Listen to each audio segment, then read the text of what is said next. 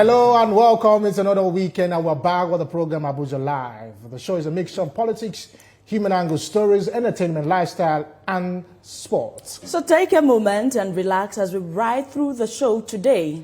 I am Ademola Lawrence. And I am Abidat Lawal. Interesting conversations we'll be having, but first, let's begin by letting you know that the violence against children's rights is on the high as it exceeds cases of domestic violence in Nigeria. That's according to the National Human Rights Commission in its Human Rights Report for February 2024. Now, over 339 children have been abandoned by their parents, especially fathers.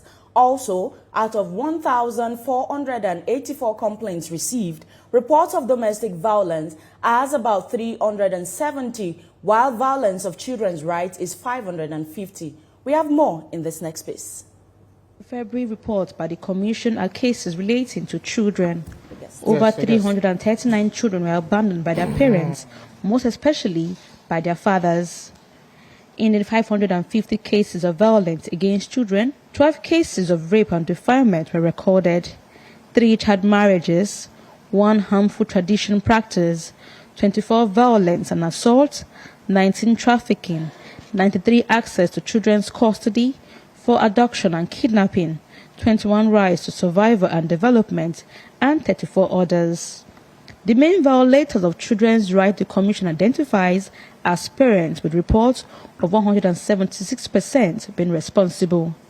Other cases which are not human rights violations but perpetrated on citizens are reported to the police, anti-graft agencies, or other relevant authorities.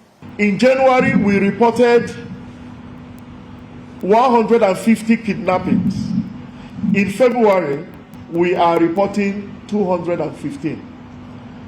In January, we recorded 55 killings, either by kidnappers, bandits, or terrorists. In February, that has doubled to 106. Is concerned about the state of human rights in Nigeria, especially the impact of the economic reforms on the enjoyment of human rights by Nigerians.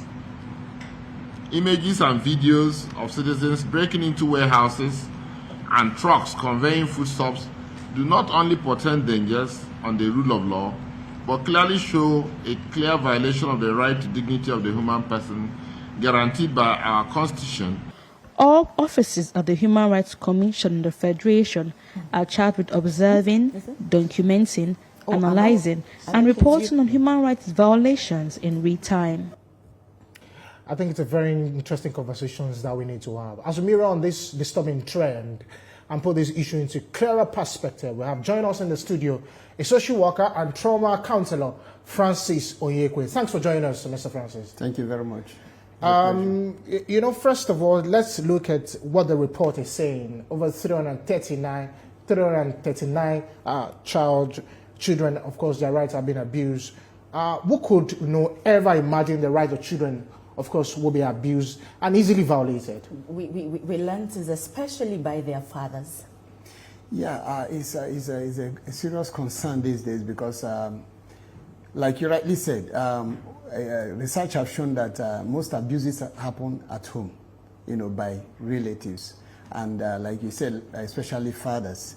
And it's on the increase. Why is it on the increase? I think maybe because of social media we are coming to know about it, but not that it has not been existing, it has been there. Children's rights have been abused, children have been violated in different ways, in many ways, and a lot are still happening. Now, from the reports we see, we notice that this right that has been violated. What are your take on this, and how is what's best approach can we adopt to cope this? You see, I think Nigeria as a whole, the government need to sit up. A lot of organizations are working for children. I think we all need to sit up because there are a lot of instruments for the right of the child Nigeria have assented into. You have the Convention on the Right of the Child. You have African Charter on the Human Rights. You have Nigerian Constitution. We also have the Criminal Code. We also have the Labor Act. These are instruments protecting children from their rights being violated. But again, their rights are being violated on a daily basis. So what's the problem? The problem is not the instrument. The problem is the implementation. So we need to step up. And again, we need to also educate parents, before they get into marriage. They need to understand what marriage is. You don't get into marriage because you want to get into marriage, and when children start coming, you run away, you start violating the children, beating the children. You understand? So it's very, very appalling. We need to understand what marriage is. At what point are we ready to get into marriage? Because this is where these things start. And the worst part of it is that the moment children observe these things, they internalize it. As they grow up, they start acting out. They start exhibiting it. Because those who are doing it now have experienced it in the past, directly or indirectly, from their parents or caregivers. So in fact, you find out that, as human beings, what we do, 80% to 85% is unconscious. So you can imagine what is conscious, what we do. So people do what they don't even intend to do. It's just like in the case of domestic violence, when a woman is being abused, after a point, the honeymoon period, the husband will say, I'm sorry, I don't know what get into me, blah, blah, blah, blah, blah. Before you know it, the cycle continues and the abuse starts again. This is what happens. I think we need to break the cycle of violence. I think one of the issues that we also probably need to look at is the issue of abandonment. Children, so many children, let me give you an example. You see children being taken to boarding school at the age of 5, 6, and they live with their peers all throughout their lives, from 5 to maybe like 18 when they finish secondary school. So within that gap, sometimes they don't live with their parents for 10 years. That seems to be the behavioral shaping exactly. stage. I love this aspect you brought, because I did a program with NTA on abandonment some time ago, sometime last year. It's an issue. Yeah. Because parents these days, I call it wicked parenting. They don't want to do their job. They are very lazy. You understand? Because you as a parent, you were not brought up that way. You were not brought up that way. How can you see? So some parents allow their children to jump developmental milestones. It's wrong. You don't jump developmental milestones. When you jump it, you are bound to regress. It's a regression. Psychologically, you are bound to regress. Now, you see a child in primary 4 getting to JS1. Where is he running to? Where is she running to?